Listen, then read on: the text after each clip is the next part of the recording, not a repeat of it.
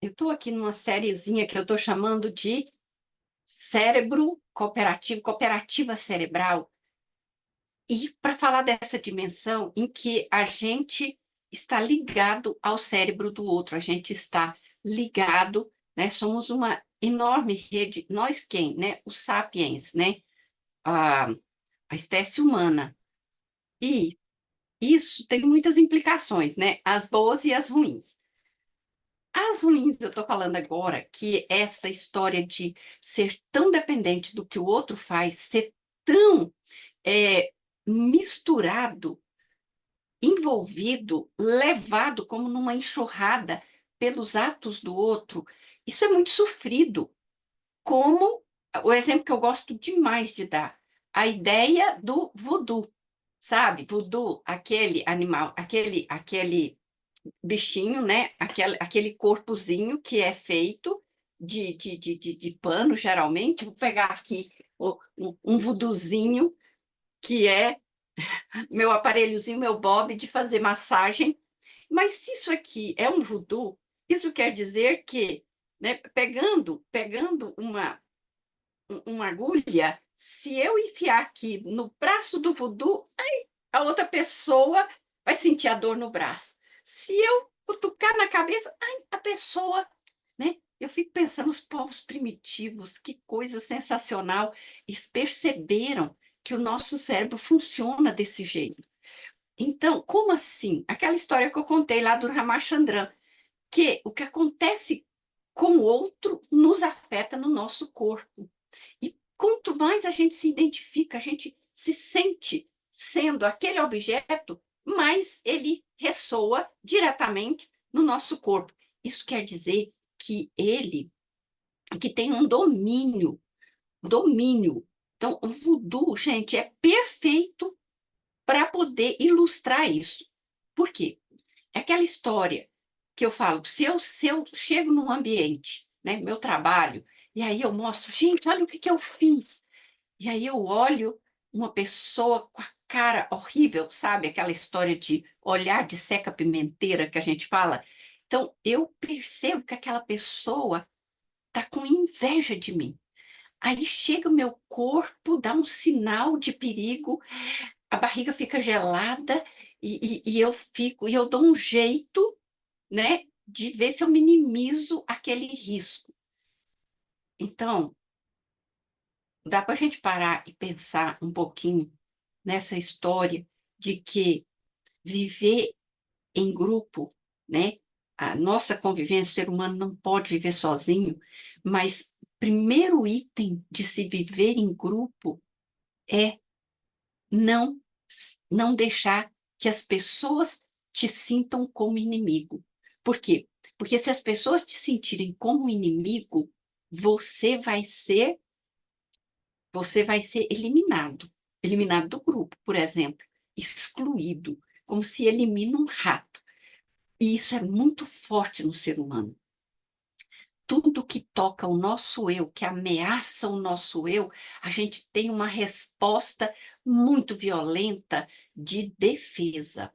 E isso explica guerras, explica atos de violência assim, sociais, de homofobia, né? Todas essas certezas de que o outro é meu inimigo, de que o outro faz um mal a mim. É uma força descomunal que a gente tem para a destruição ou para a construção. Porque a união também das pessoas que acreditam numa mesma causa, sente que aquilo ali está construindo a vida dela, está protegendo ela, dá um sentido para a vida dela, ela dá a vida por aquilo, para a construção, mas também para a destruição. Nós precisamos entender muito bem como isso funciona, e Lacan nos dá pistas, pistas assim, como ninguém, eu vou dizer, é assim que eu penso, como ninguém dá para a gente lidar com isso. Agora, se, ah, então, falando dessa maneira de funcionamento, né, psíquico, mental, que nós temos de nos colarmos ao outro, de nos colarmos ao que está de fora, todos nós. Então, desde falar de narcisismo, narcisismo é a ideia de espelho. Eu, aqui, o corpo, e a imagem que está lá, o outro ser humano, é a mesma coisa. E o próprio Lacan diz que, por excelência, o espelho para o ser humano é o semelhante, é outro ser humano. Não é aquele vidro que me reflete. E o que que quer dizer que é o olhar do outro, é o que o outro faz ou pensa, tem uma incidência direta.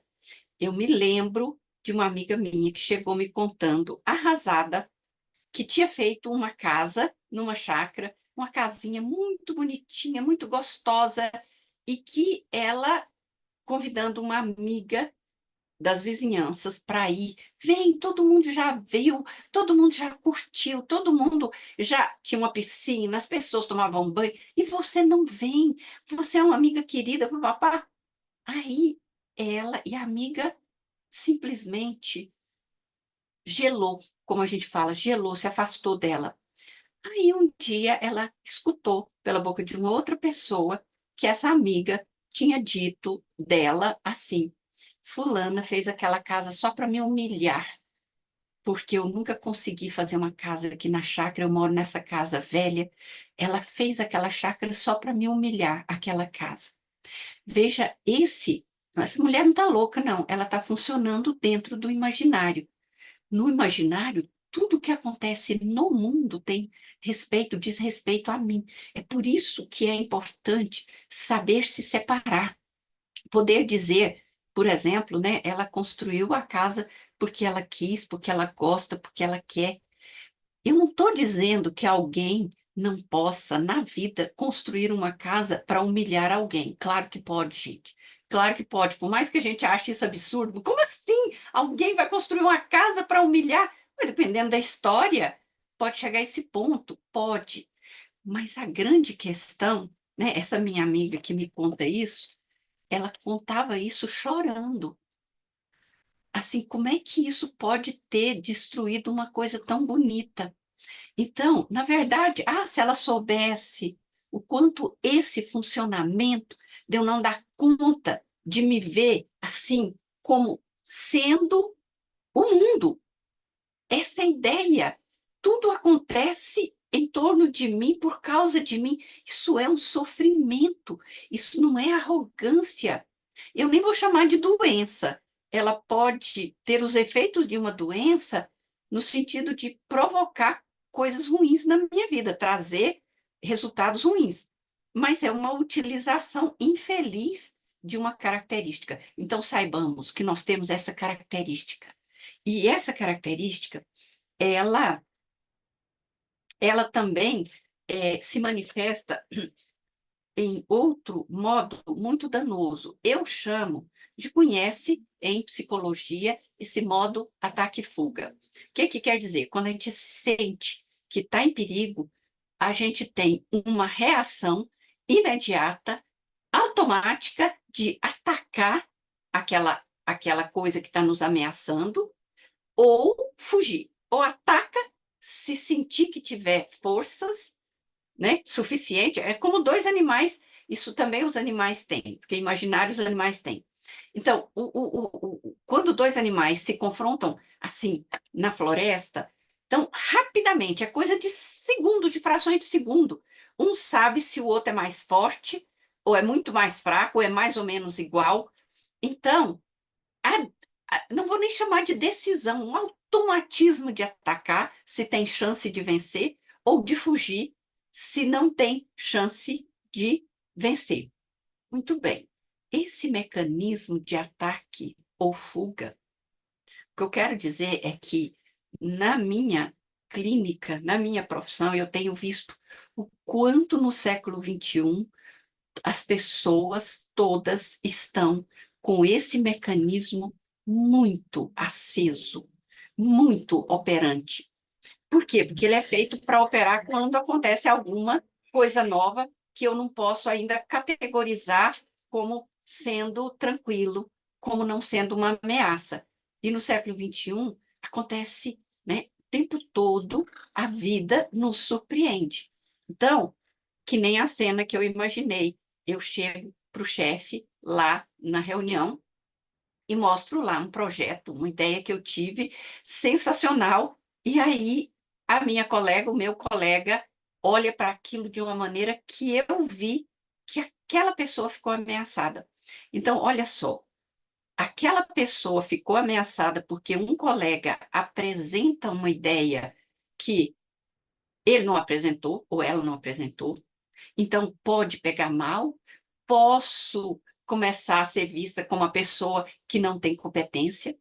Então, esse colega que viu o colega apresentar uma boa ideia ficou no ataque ou fuga, e a pessoa que apresentou a ideia, que viu uma reação estranha, mas que comunica, porque as reações comunicam, como diz a doutora Érica Parlato, uma pessoa com a qual eu estudo muito juntas e a gente está junto em projetos, ela fala da linguagem multimodal. Então, essa pessoa, ela expressa na linguagem multimodal do corpo dela, não é em palavras, que ela está ameaçada com o seu ato de criatividade. E aí você passa a se sentir ameaçado também.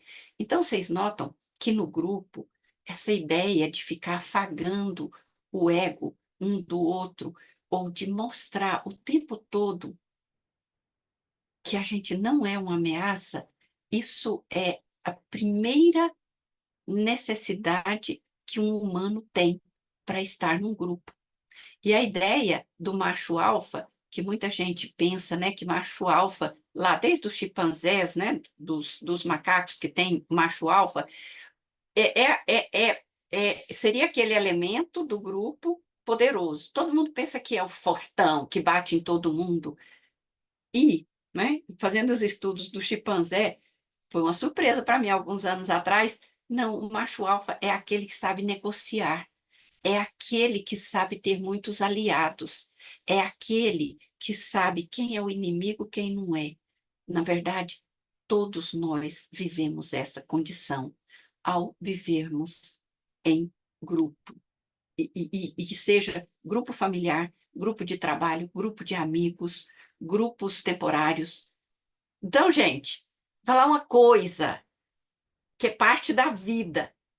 A primeira coisa para se viver, primeira necessidade para a gente viver bem num grupo é aquele grupo confiar que você faz parte dele, que você não é uma ameaça.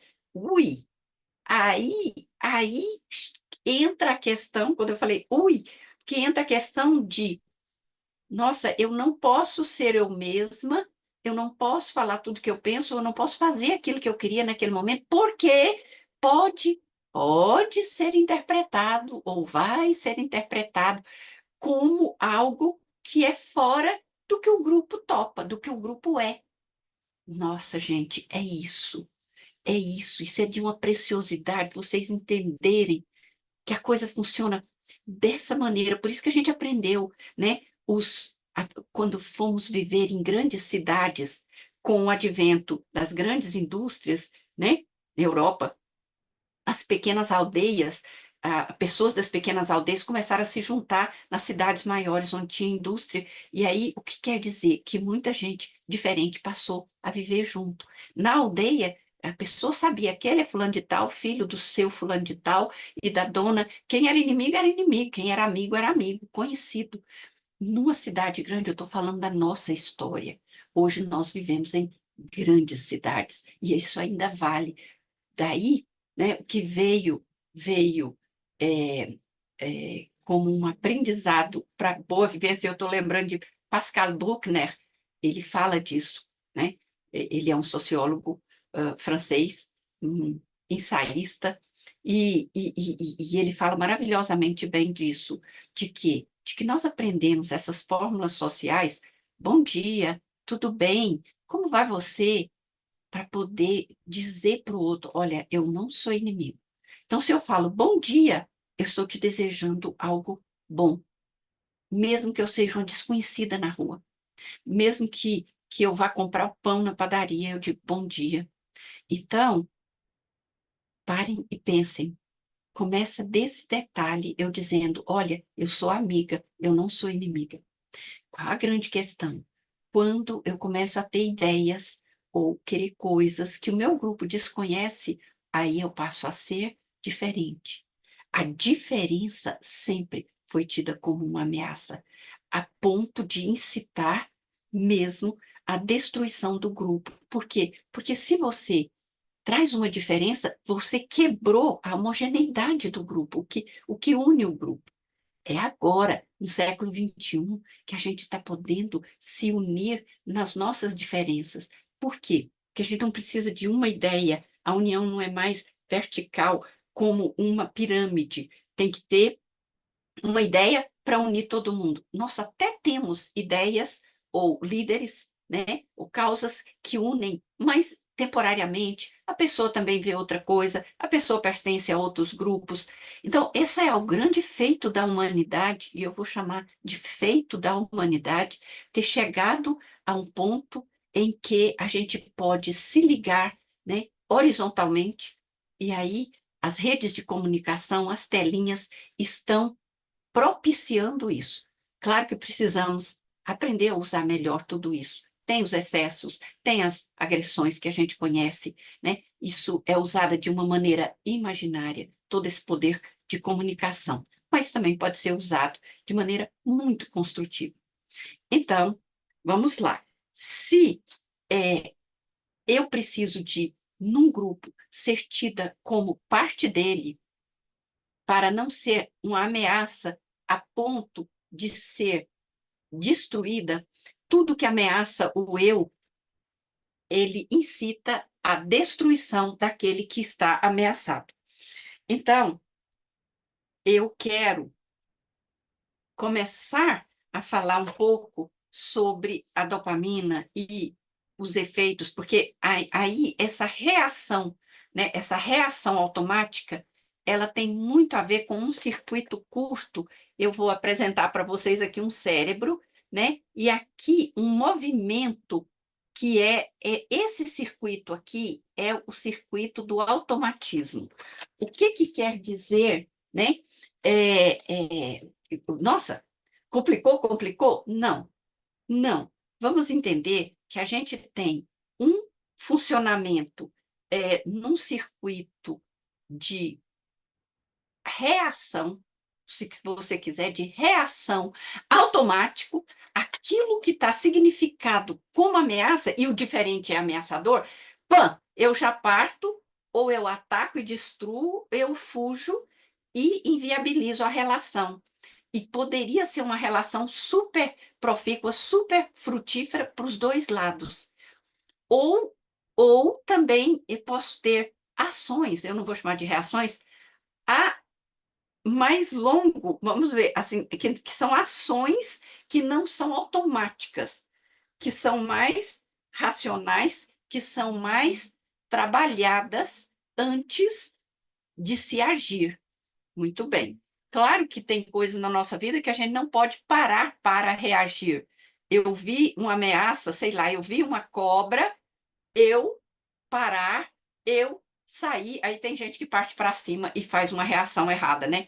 Mas eu estou dizendo muita coisa é preciso para a gente bem sobreviver, a gente precisa de muitas reações que são automáticas, mas também a gente precisa de muitas reações que não são automáticas, que elas são pensadas situação por situação. E aí vem aquela história, como eu contei anteriormente, daquele filme, que quando começa, todos nós pensamos assim: ai, aquele marido que trai a mulher é um sacana que não gosta dela. E depois, quando a gente vai ouvir a história toda, você vê que, muito pelo contrário, ele gosta muito dela. Gente, que mundo mais louco! Eu estou falando disso mesmo. Eu estou falando que as aparências enganam? Sim. Eu estou falando, sempre enganam? Não. Às vezes, a aparência mostra a verdade. Pois é, então não tem regra. Não adianta falar que as aparências enganam e todas as vezes a aparência vai enganar. Não adianta achar que você está a salvo se você falar assim, não, o que a pessoa mostra, quem vê cara não vê coração. Pois é, quem vê. Então quer dizer que o que a pessoa mostra não é o que ela sente. Mas e quando eu acredito que o que é mostrado é o que ela está sentindo? O que eu estou falando é que a vida, nós estamos convidando vocês, eu estou convidando vocês. Quando eu falo nós, é porque eu estou pensando nas pessoas que desenvolvem essa ideia, né, do pensamento complexo. Hoje a gente fala do pensamento complexo. O que quer dizer? Né? É sair do imaginário, que é o pensamento fixo. O pensamento fixo é: essa pessoa ou é boa ou é ruim. E se ela faz um ato que no meu dicionário está como um ato de pessoa ruim, pronto, ela é ruim. Essa pessoa é boa e ruim. Depende de muitas circunstâncias. Ah, é?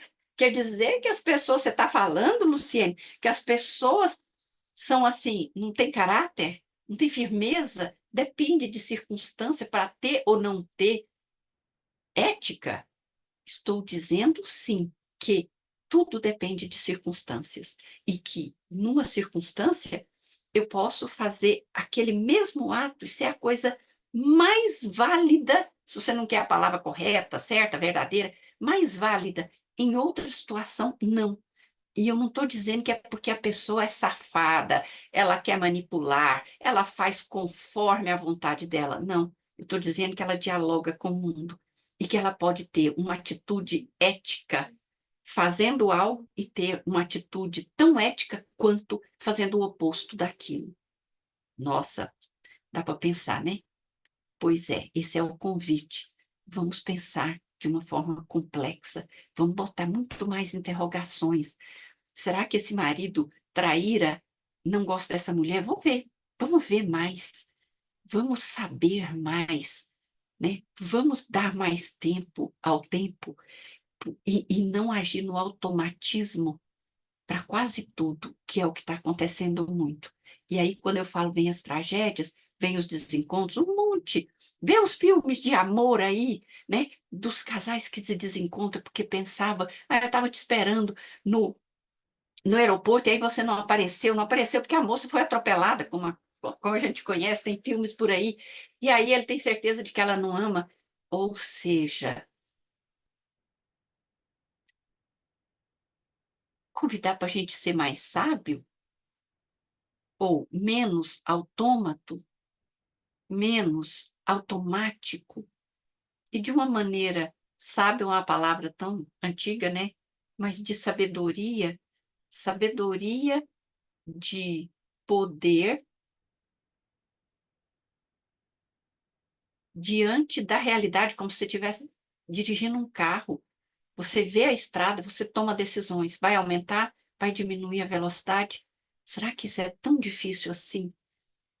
Penso que não. Se a gente souber desse funcionamento nosso, como eu estou tentando clarear aqui e vou continuar, se a gente souber que a gente tem esse funcionamento do ataque e fuga, que muitas vezes faz com que a gente exatamente seja levado por uma certeza, por um automático, como se fosse uma bomba que explodisse dentro da gente e que a vida da gente está sendo muito mais controlada por isso do que por uma resposta escolhida, decidida, construída.